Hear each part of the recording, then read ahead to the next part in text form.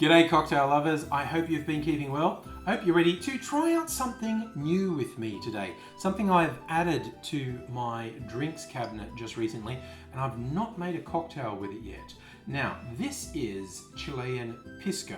If you watch my channel at all regularly, you will have seen me make some Pisco cocktails. That's always been with Peruvian Pisco. Now, there is some argument between Chile and Peru over who invented Pisco. Most people fall on the side of Peru. And as I've mentioned before, my accountant's Peruvian, so I fall on the Peruvian side. Sorry, Chile, but I've never actually tried Chilean Pisco, and because it wasn't available in local bottle shops, basically. And I found some recently. I thought, I'm going to try it. And I thought, we'll do a side-by-side with the classic Pisco Sour. Very simple Pisco drink, just a great drink as well. It's beautifully balanced, just a really simple sour recipe with Pisco, lime juice, and sugar syrup, and a foaming agent if you want to make it foamy, which I do. So we're going to do that. And so I'm going to make side-by-side with the Chilean Pisco and the Peruvian Pisco, and then compare and see what I think the difference is or isn't between them. But first up, I will do it with the Chilean Pisco, and we're doing 2 ounces or 60 mils of Pisco. We also want to add about 2/3, 3/4 of an ounce of lime juice. This is according to your taste. If you like things less tart, you might scale it back to about half an ounce. I'm going to go with about 3/4 of an ounce. So it's between like 22, 25 mils of, well, let's say between 20 to 25 mils of lime juice, depending on your personal taste. I'm going to try and land right in the middle with 3/4 of an ounce of lime juice. We want some sugar syrup in there as well, but just half an ounce or 15 mils. It's easy to make your own. You can buy it from shops, but you can make sugar syrup. It's just half sugar, half water. Warm it up on the stove so it's easy to blend it in. And you can do a bunch of experiments with other things flavoring the syrup as well. But by all means, if you're buying sugar syrup, that's okay. But I made my own, and we're going to do half an ounce, 15 mils of sugar syrup. To get that nice foamy sour look, we're going to add a foaming agent. Now you can choose a few options depending on your taste and what you have.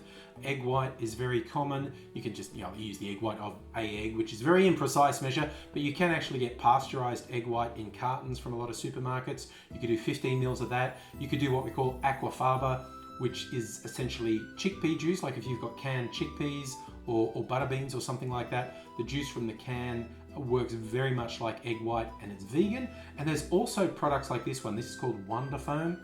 Normally you add 6, 7, 8 drops of this and you get the same effect. I'm using Wonder Foam, so we're going to do about 7 or 8 drops of Wonder Foam.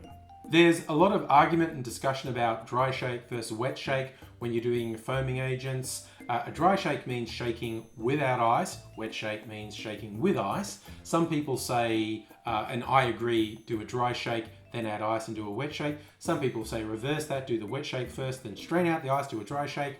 Look, go your own way. I go with the dry shake first. That includes with the Wonder Foam. So we're going to put our shaker together, bang it in hard, and we want it nice and foamy. So give this a really strong shake for about 15 seconds. Now we want to add ice, shake it again with ice, together, bang it in hard, go to town for again 10 to 15 seconds. Good aerobic workout leads to a nice foamy head on the drink. I'm going to strain that into a chilled Nick and Nora glass. And now I'll do it all over again with Peruvian Pisco. And here we have 2 Pisco Sours that I hopefully didn't mix up. I was so paranoid making the second one with condensation on my shaker and my hands were wet. The glasses were gonna fly, things were gonna smash, but everything went fine. So I did just, in terms of simple garnish, a couple of drops of aromatic bitters and swirl it around just to get a nice feel and you get those aromatics.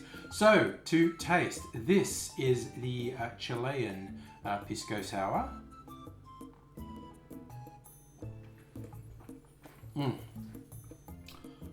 It's a great drink. It's a Pisco Sour. It's great. And for the Peruvian Pisco Sour,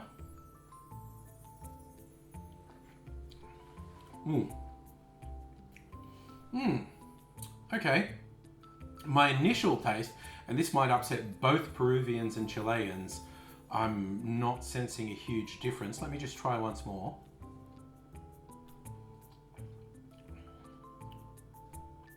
Maybe I shouldn't have put the bitters on the top because I'm getting a nose full of the Angostura bitters.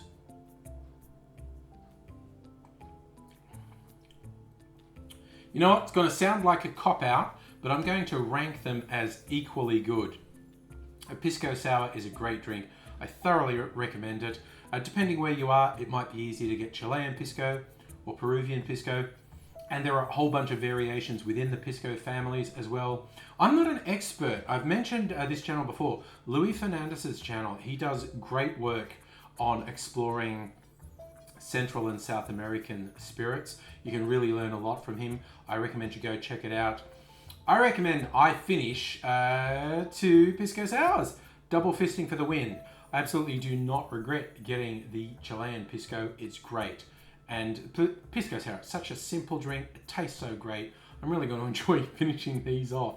So I hope wherever you are, you're having a good time. You're looking after yourself, taking the opportunity to look after people around you as well.